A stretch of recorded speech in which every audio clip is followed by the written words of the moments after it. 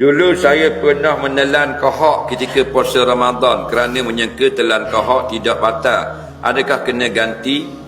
Kohok yang batal ialah kohok dalam dada. Kohok dalam mulut tak batal. Air liur dalam mulut tak batal. Yang batal air liur tu kita keluarkan daripada dalam perut. Dapat kat mulut telan balik batal. Kohok duduk dalam dada tiba dapat setengah kilo telan balik batal. Kohok tu duduk atas lidah dah atau duduk dalam mulut dah telan tak batal. Ingus batal. Ingus daripada hidung kita jatuhkan ke mulut tarik dengan lidah telan batal. Barang asing dia panggil jadi kalau awak duduk telan kohok tu di mana?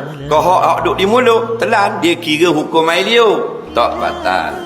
Kohok dari dalam tekak tak ada dalam mulut, dia keluarkan buat keluar dapat kat lidah telan balik batal. Bila batal kena qada.